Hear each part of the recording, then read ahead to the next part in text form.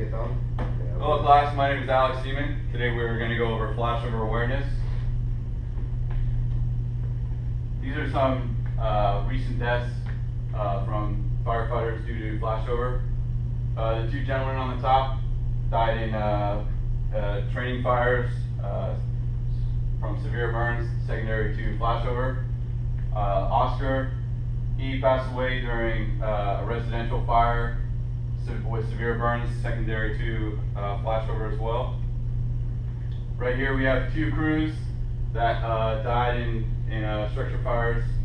The 9 firefighters on top from South Carolina, they died from severe burns secondary to a flashover, and along with this crew from Iowa, died from severe burns in a residential structure fire from flashovers. How do you pronounce that word from Iowa? You know? I'm not sure. Sorry. On average, 70–80% of all structure fires are residential, obviously because more of our buildings are residential. Approximately 70% of fireground deaths occur in 1 and 2 family dwellings. That's again goes back to the higher rate of structure or residential structure fires. Commercial fires have a higher rate of death and injury per fire. There's less commercial fires, but per fire there's more firefighter deaths. And be aware when you pull up on a residential or commercial fire that you use the right proper tactics and right hose lines. As firefighters, we have limited opportunities to train on flashover because we don't have enough live fire training. We have the burn cans and things like that that don't present real structure fires, such as like the development of the fire and all the stages that go along with the fires.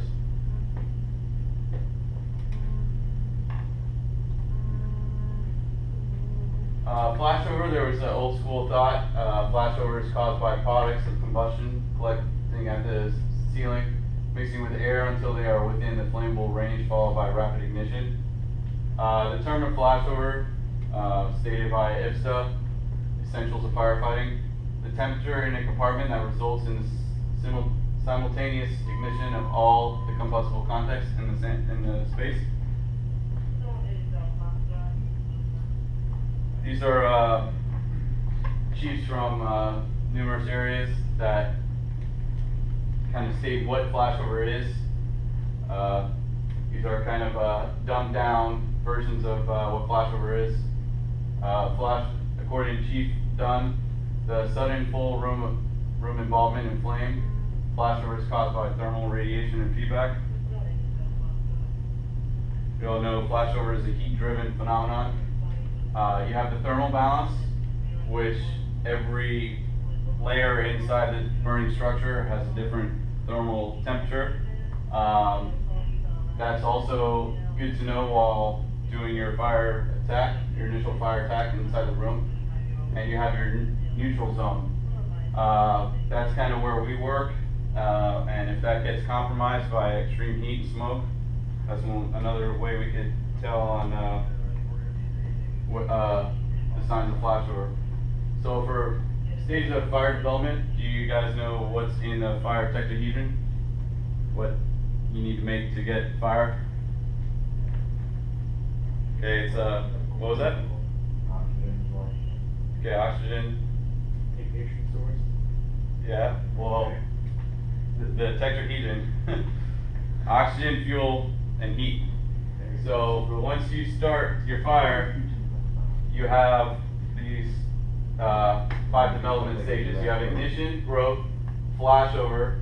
Flashover is the transition between growth and fully developed. Fully developed, and you have your decay stage. Phase 1 of flashover. Temperatures within the compartment are rapidly rising. You have radiant heat from fire gases and structural materials begin heating and pyrolyzing combustibles within the fire compartment. You have phase 2. These are great ways on noticing signs of flashover. You have your tongues your flame over. Different levels of heat continue to build. Like I said, that neutral level, that's when you start realizing the heat and all the smoke. And at this point, you should correct the problem through cooling or venting. Or if that doesn't work, you can vacate the building. Remember, dive or die. You have 5 to 6 seconds to get out of the structure. Okay, 5 signs of impending flashover. You have your dense, dark, angry, pressurized smoke. It's a black fire. It's very, very hot. You have high heat, rapid rise in heat conditions. You have free burning fire. Like I said before, you have your tongues and your snakes when it starts licking over the top of you, and you have your vent point ignition. For tactical considerations, any civilian that you roll up on the scene that's in this room and contents fire or building fire, the room is about to flash or already has flashed, that person is probably not going to survive. Very, very high chances of survival, or low. Firefighters in the compartment are also extreme risk. Brand new gear straight out of the package can last to 13 to 14 seconds at the time of flashover. So you have 13 to 14 seconds with brand new gear to get out of that structure. Or with seasoned gear, used gear, you have 5 to 6 seconds. So keep that in mind. If the room is starting to flash or it's flashing at that time, you have 5 to 6 seconds to vacate that structure. That's about 5 to 6 steps. So make sure you know where your surroundings and where your door is. And obviously flashover, everything is burning at this time. So for building construction, you have all the concealed spaces, which do not help with flashover. That accelerates flashover. Energy efficiency, the pane windows, that doesn't help with exiting the building. The lack of ventilation, that doesn't help get all the excess smoke and flames and high heat out of the building. In fires today, we have natural products, or we have the plastics and synthetics where the fire usually burns faster and hotter, which increases the chances of flashover. You have larger fire loads, and the black fire, like we said before, that hot smoke. Alright, when you enter a structure and you notice your 5 signs of flashover, ways to attack that fire is cool the overhead, cool the structure, cool all the walls, cool pencil, do whatever you need to cool all that thermal, interrupt that thermal balance. You need plenty of water, and make sure when you use ventilation through this attack that it's appropriate. You can't just throw a whole bunch of oxygen and accelerate that flashover. You need to do it at the right time. Penciling technique. You need to cool the structure. Like I said, limit thermal radiation. Cool the gases.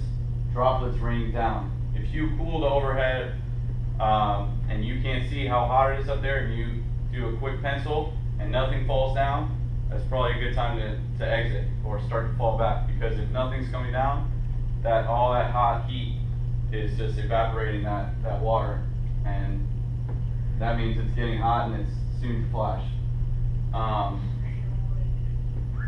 May need to flow more water and sweep ceiling and sweep the walls. Again, interrupt that thermal balance. Like I said, penciling, make sure you pencil while you're extinguishing. And this goes back to, ventilation can be a double-edged sword.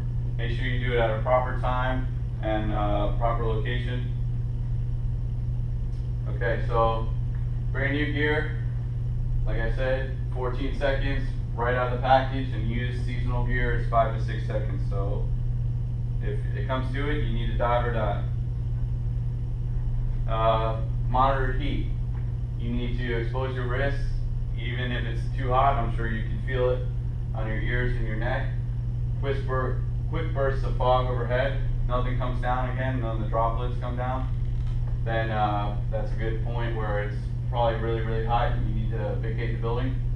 You feel the heat on your skin, and your air in your SCBA starts to heat up. Alright, surviving a flashover. Wear a complete set of gear. That's everything. When we go into every single structure fire, be alert of the 5 signs of impending flashover. Constantly monitor, recognize heat and smoke conditions. Remain oriented, know where you are, where the exit, the egress is, and dive or die. Flashover training does not duplicate flashover conditions, so that goes back to a little bit ago where we said it's kind of hard for us firefighters to actually recognize the flashover and see how it is. These are the references. Does anybody have any questions? No questions? Alright, well thank you guys. Thanks for joining. Thank you.